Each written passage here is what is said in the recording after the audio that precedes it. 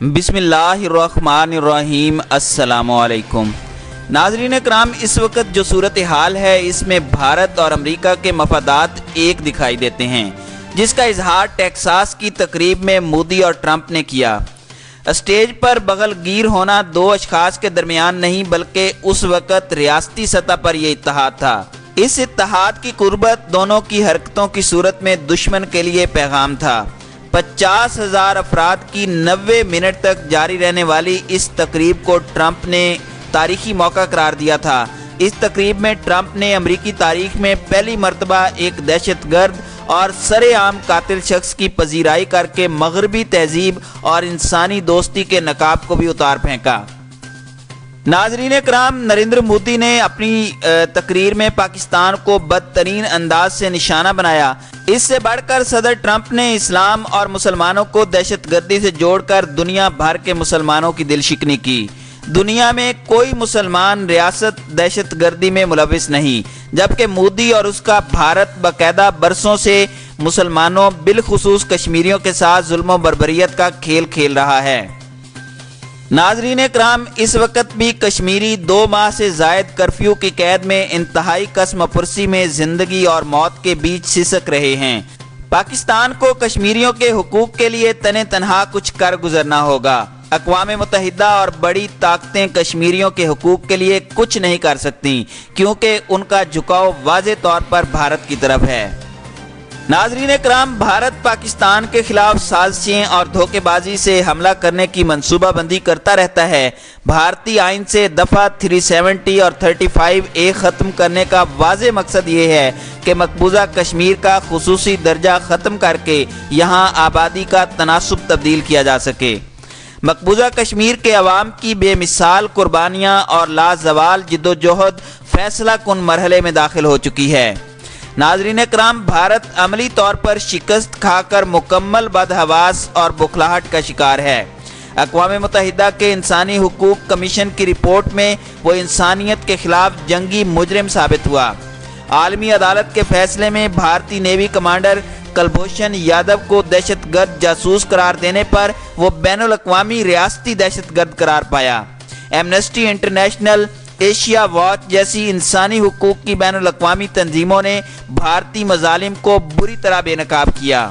ناظرین کرام، اس وقت مقبوضہ کشمیر موت کے کنویں کی مانند ہے۔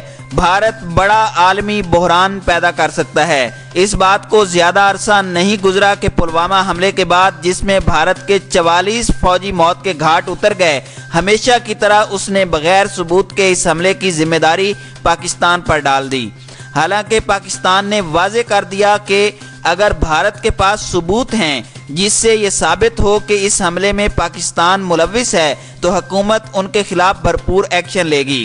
پاکستان اور بھارت میں بڑھتی کشیدگی دیکھتے ہوئے امریکہ، روس، چین، سعودی عرب کے علاوہ اقوام متحدہ نے بھی مطالبہ کیا کہ بھارت اور پاکستان مل بیٹھ کر اس بڑھتی ہوئی کشیدگی پر قابو پائیں۔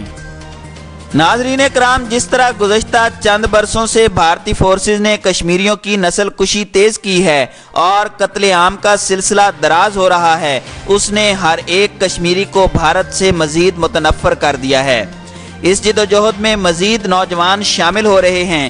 طلباء اپنی تعلیم نامکمل چھوڑ کر عسکریت کی طرف آ رہے ہیں۔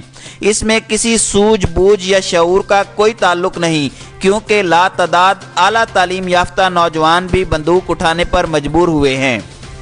ناظرین کرام، کشمیریوں کو بھارت نے جوک در جوک بندوق اٹھانے پر مجبور کیا، اگرچہ اقوام متحدہ بھی بندوق اٹھانے کی اجازت دیتا ہے۔ اقوام متحدہ کی جنرل اسمبلی کی قرارداد 3 اگست 1982 میں واضح طور پر بیرونی قبضے کے خلاف آزادی کی جنگ میں مسلح جدوجہد سمیت تمام دستیاب وسائل کے استعمال کی اقوام متحدہ اجازت دیتی ہے۔ بھارت نے بھی کشمیر پر جبری قبضہ کر رکھا ہے۔ اس قبضے کو ختم کرنے کے لیے اقوام متحدہ میں بھارتی حکمرانوں نے وعدے کیے۔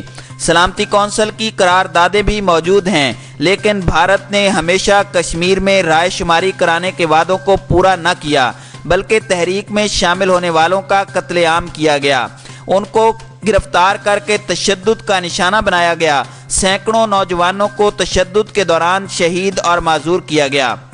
नाज़रीन कराम, गुज़श्ता बरसों में हज़ारों नौजवानों और बच्चों और ख़वातीन तक को पैलेट गनों की फायरिंग से बिनाई से महरूम किया गया। कश्मीरियों की बिनाई छीनकर भारत किस अमन और तरक्की की उम्मीद रखता है? कश्मीरियों पर गोलाबारी करने वाली फोर्सेस पर कश्मीरी कैसे गोलबारी कर सकते हैं? नाज़रीन कराम, कश्मीरियों ने समझ लिया है कि भारत सिर्फ गोली की ज़ुबान समझता है, मगर कश्मीरियों की गोली ही नहीं बल्कि कंकरियों को भी भारत पाकिस्तान के खाते डाल देता है। हक़ाइक़ से जान छुड़ाकर भारत ने दुनिया को भी और अपने अवाम को भी गुमराह किया। कश्मीरियों के साथ धोखाधड़ी की गई। कश्मीर को आलमी मसले से पाकिस्तान और भारत के दरमियान दो तरफा मसला बनाकर पेश किया गया। कश्मीरियों को अपनी मर्जी का फैसला करना खुजा इस फैसले में शामिल तक नहीं किया गया। इससे बड़ी नाइंसाफ़ी और क्या हो सकती है? जब आज का नौजवान अपने सामने अपने वालिद और भाई को कत्ल होता देखता है, अपनी माँ बहन की तज़लील देखता है, अपने लिए तासुब और इम्तियाजी सलूक देखता है, तो उससे भी इंतकाम का फितरी जज्बा बेदार हो जाता है। वो सब कुछ छोड़कर अपनी जान की परवाह किए बगैर इंतकाम की सोच रखता है। नाज़रीन कराम, कश्मीरियों की सोच पुख्ता हो चुकी है कि उन्होंने भारत से आज़ादी लेनी है, बैरूनी कब्ज़े को ख़त्म करना है। भारत ताकत और तशद्दुद आजमा कर तहरीक को ख़त्म करना चाहता है, मगर वो आज़ादी के जज्बे को कुचल नहीं सकता। इसमें उसे नाकामी हुई। कश्मीरी अब तंग आमद बजंग आमद के तहत मैदान में हैं। दुनिया के हालात देखकर और जिस तरह अफगान कौम से पहले सोवियत यूनियन और अब नेटो अफवाज को शिकस्त फाश का सामना करना पड़ा, इसने कश्मीरियों को भी इस तरफ माइल किया है कि बैरूनी कब्जे मुसलसल जिद्दोजहद से ख़त्म हो सकते हैं।